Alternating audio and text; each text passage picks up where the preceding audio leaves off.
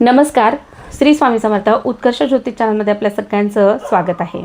हिंदू धर्मात व्रतवैकल्यांना सण उत्सवांना अतिशय महत्त्व आहे आणि याच व्रतवैकल्यांमुळे सण उत्सवांमुळे आपल्या हिंदू संस्कृतीची ओळखसुद्धा आहे आणि जपवणूकसुद्धा होती आहे. हाच वारसा आपण पुढच्या पिढ्यांकडे सुद्धा असं सोपवणार आहोत. त्यासाठी आपल्यालाही ही सगळी माहिती असणं तितकंच महत्त्वाचं आहे आणि हाच हेतू आपल्या व्हिडिओच्या माध्यमातून जपला जातो आहे. आजच्या या व्हिडिओमधून आपण अशीच एक छानशी माहिती जाणून घेणार आहोत. अत्यंत उपयुक्त माहिती आहे, शेवटपर्यंत पाहायला विसरू नका. हिंदू धर्मात जसे व्रतवैकल्यांना महत्त्व आहे तसेच हिंदू धर्मात एकादशी व्रताला अत्यंत महत्त्व आहे. या एकादशी व्रताला भगवान विष्णूची अपार कृपा प्राप्त करण्यासाठी केले जाते.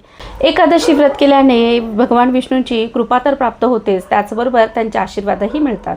आणि हो, आपण जर योग्य पद्धतीने त्यांचे पूजन केले, पूजा अर्चा केली, उपासना केली तर त्या योगे नक्कीच फलप्राप्तीसुद्धा होते आणि आपली मनोकामना जी काही असेल ती सुद्धा पूर्ण होण्यास मदत होते. वर्षभरात 24 एकादशा येतात. त्याचबरोबर जर अधिक महिना असेल तर त्यावर्षी 26 एकादशी येतात.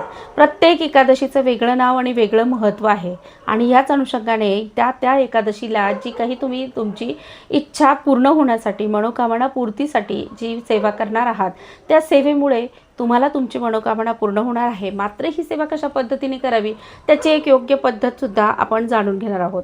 तेव्हा श्रावण महिना सुरू आहे आणि या श्रावण महिन्याच्या अनुषंगाने शुक्ल पक्षात जी काही एकादशी येते त्या एकादशीला पुत्रदा एकादशी असे म्हटले जाते. तसं म्हटलं तर पुत्रदा एकादशी ही वर्षभरातून दोनदा येते. पौष महिन्यात आणि श्रावण महिन्यात येणाऱ्या शुक्ल पक्षातील एकादशीला पुत्रदा एकादशी म्हटले जाते. आता ही पुत्रदा एकादशी इतकी का महत्त्वाची आहे? पुत्रदा एकादशीच्या दिवशी कशा पद्धतीने भगवान विष्णूंचे पूजन करावे, ज्या योगे नारायणांचा आशीर्वाद आपल्याला मिळेल आणि त्याचबरोबर आपल्या ज्या काही मनोकामना आहेत त्या पूर्ण होतील. पण तू कुठल्या मनोकामना? तर ही एकादशी व्रत केल्यामुळे, जसं नावच आहे पुत्रदा एकादशी, म्हणजेच या पुत्रदा एकादशीच्या दिवशी तुम्ही जर भगवान विष्णूंचे योग्य पद्धतीने पूजन केले, त्यांची आराधना केली, व्रत उपवास केले तर तुमची मनोकामना पूर्ण होणार आहे. ती मनोकामना म्हणजे जर तुम्ही संतान सुखापासून वंचित असाल तर तुम्हाला तुमच्या कुळाला कुलभूषण असा पुत्रप्राप्तीची सुद्धा होणार आहे. त्याचबरोबर ज्यांना कोणाला संतती नाही आहे त्यांना संतानप्राप्तीसाठी मार्ग खुले होतील. तसेच तुम्हाला जर समजा तुम्हाला संतती आहे आणि ती संतती सुसंतती व्हावी असं जर तुम्हाला वाटत असेल, आज्ञाधारकपणा त्यांच्या अंगी बाणावा असं जर तुम्हाला वाटत असेल, त्यासाठी सुद्धा या एकादशीला अत्यंत महत्त्व आहे. या एकादशीच्या दिवशी भगवान विष्णूंचं पूजन कशा पद्धतीने करावं हे आपण आजच्या व्हिडिओमधून जाणून घेणार आहोत. त्याचबरोबर जाणून घेऊया की एकादशी ह्या महिन्यात दोनदा आलेली आहे. 2 दिवस असलेल्या ह्या एकादशीला जसं महत्त्व आहे तसंच ही एकादशी सोमवारी आल्याने या एकादशीचं पूजन कशा पद्धतीने करावं. एकादशी तिथी आपण द्वादशीला तिचं पारणं करत असतो. मात्र सोमवारचा जो काही उपवास आहे तो श्रावणी सोमवारचा उपवास संध्याकाळी सुटत असतो. मग ह्या मधला मध्य काय काढावा आणि कशा पद्धतीने हे उपवासाचं पारणं करावं किंवा कशा पद्धतीने हा उपवास सोडावा याची सुद्धा माहिती आपण आजच्या या व्हिडिओमधून जाणून घेणार आहोत. त्याचबरोबर ह्या पुत्रदा एकादशीला पूजन केल्यामुळे कुठली फलप्राप्ती होणार आहे, योग्य पद्धतीने पूजन कसं करणार आहोत, कुठली स्तोत्रमंत्र म्हणणार आहोत, या सगळ्या गोष्टींची माहिती आजच्या या व्हिडिओमधून आपण जाणून घेणार आहोत. त्यासाठी व्हिडिओ मात्र शेवटपर्यंत आवर्जून पहा आणि हो, व्हिडिओ आवडला तर व्हिडिओला लाईक आणि शेअर करायला सुद्धा विसरू नका. चॅनलवर जर नवीन असाल तर अजूनही उत्कर्ष ज्योतिष चॅनलला सबस्क्राईब केलं नसेल तर तेही आज अवश्य करा, म्हणजेच अशी छान छान आध्यात्मिक माहिती तुमच्यापर्यंत आवर्जून पोहोचेल आणि तुम्हाला त्याचा लाभही घेता येईल. चला जाणून घेऊया अधिक माहिती. यंदा श्रावण महिन्यात 2 एकादशी तिथी आलेल्या आहेत. एकादशी तिथी 23 ऑगस्ट आणि 24 ऑगस्ट अशा 2 दिवसात विभागून आलेली आहे. ज्या दिवशी एकादशी तिथी दोनदा येते त्या दिवशी, ज्या दिवशी द्वादशी युक्त तिथी असते त्या दिवशी आपण उपवास करत असतो आणि पूजन विष्णूंचं करत असतो. भागवत एकादशी आणि स्मार्त एकादशी अशा 2 एकादशी जेव्हा येतात तेव्हा भागवत एकादशीला उपवास केला जातो. हे आपल्याकडची परंपरा आपल्याला माहितीच आहे. त्याच पद्धतीने आपल्याला जो काही उपवास करायचा आहे तो सोमवारी 24 तारखेलाच उपवास आपण एकादशीचा सुद्धा करणार आहोत. मात्र ह्या एकादशीचा जो उपवास आहे तो उपवास आणि श्रावणी सोमवारचा दुसऱ्या सोमवारचा उपवास सुद्धा एकाच दिवशी असणार आहे. एकादशीचं जे काही व्रत असतं ते दुसऱ्या दिवशी सोडलं जातं, म्हणजेच एकादशीचं व्रत हे मंगळवारी आपण त्याचा उपवास सोडणार आहोत. आणि जर समजा तुम्ही श्रावणी सोमवारचा उपवास केला असेल तर तो उपवास तुम्हाला संध्याकाळी सोडायचा आहे. मग आपण एकादशीचं व्रत आणि सोमवार हे दोन्हीही व्रत एकत्रितरित्या जर केले असतील तर मग सोमवारचा उपवास कशा पद्धतीने सोडावा याबद्दल सुद्धा आपण माहिती सगळ्यात शेवटी बघणार आहोत. तर त्याआधी आपण जाणून घेऊया विष्णूंचं पूजन कशा पद्धतीने केलं जातं।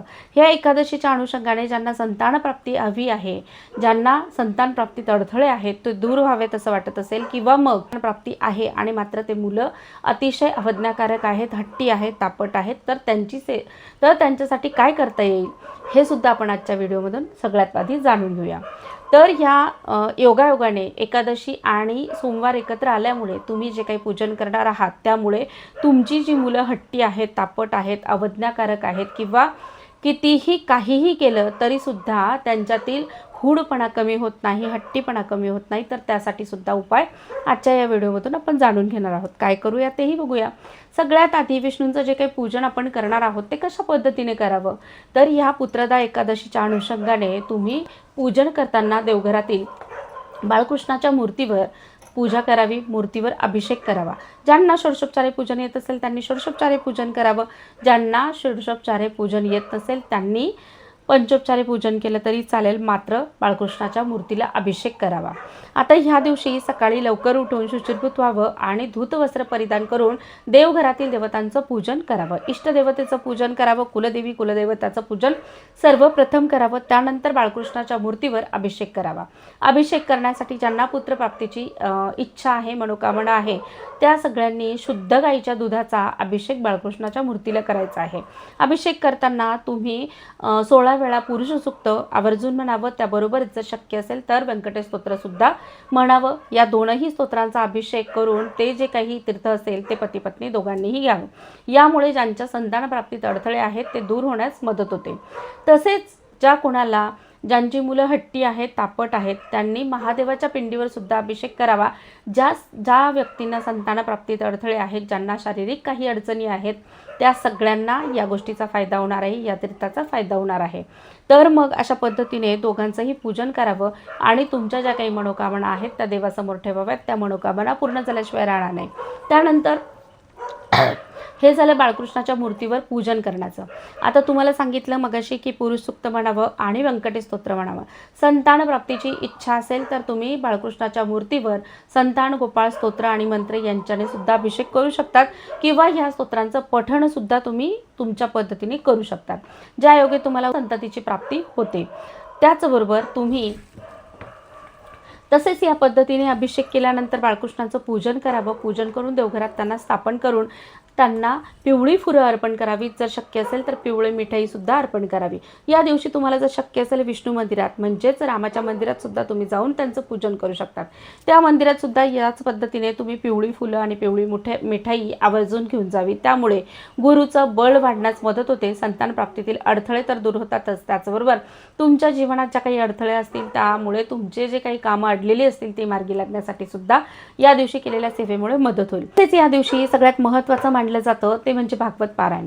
या भागवत ग्रंथाचं पारायण केल्यामुळे जन्मजन्मांतरीचे शाप, तळतळाट, दैन्य, दुःख, दारिद्र्य दूर होण्यास मदत होते। तुमच्या पितृदोषामुळे जर तुमच्या कुटुंबात काही अडथळे असतील, अडचणी असतील, आर्थिक समस्या निर्माण झालेल्या असतील किंवा संतान प्राप्तीत याच गोष्टीमुळे जर अडथळे निर्माण होत असतील तर त्यावर परिहार म्हणून तुम्ही या भागवत ग्रंथाचं पारायण आवर्जून करावं। मग भागवत ग्रंथाचं पारायण एका दिवसात करणं शक्य नाही, मात्र दिंडोरी प्राणी सेवा मार्गातून जे काही छोटंसं संक्षिप्त भागवत आहे त्याला वाचायला 1.5 ते 2 तास लागतात साधारणपणे, तर त्या ग्रंथाचं पारायण या दिवशी आवर्जून करावं। हे पारायण केल्यामुळे अनंतपटीने पुण्य तर मिळतच मिळतं, मनोकामना पूर्ण होण्यासाठी सुद्धा मदत होते। म्हणून या ग्रंथाच्या पारायणाला अतिशय महत्त्व आहे, तेही तुम्ही आवर्जून नक्की करा, त्यामुळे तुम्हाला कधीही फायदा झाल्याशिवाय राहणार नाही। त्यानंतर ह्या पद्धतीने तुम्ही जी काही सेवा केलेली आहे ती सेवा पण जाणून घेतलेली आहे।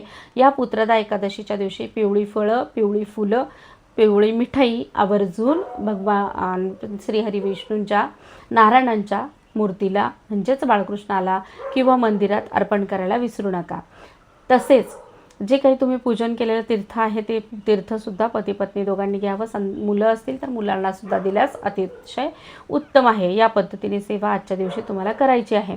आता जो श्रावणी सोमवार आणि एकादशी या दोघांचा उपवास एकत्रितरित्या तुम्ही केलेला आहे, तर तो उपवास सोडताना काय करावं, सोमवारच्या दिवशी संध्याकाळी उपवास सोडावा सोमवारचा, मात्र हा उपवास सोडताना तुम्हाला अन्न ग्रहण करता येणार नाही, कारण तुम्हाला एकादशीचा ऑलरेडी उपवास आहे आणि एकादशीचा जो काही उपवास आहे तो उपवास असाही संध्याकाळी सोडला जात नाही. दुसऱ्या दिवशी द्वादशीला त्या उपवासाचं पारणं केलं जातं. तर त्या उपवासासाठी सोमवारी तुम्ही जे काही अन्नपदार्थ बनवलेले असेल त्या अन्नाचा वास घ्यावा, ज्या वास घेतल्यामुळे तुमचा सोमवारचा उपवास सुटणार आहे आणि मग तुम्ही तुमचा एकादशीचा उपवाससुद्धा कंटिन्यू करणार आहात. अन्नग्रहण न केल्यामुळे तो एकादशीचा उपवाससुद्धा तसला तसा कंटिन्यू होतो आणि दुसऱ्या दिवशी तो उपवास सोडावा.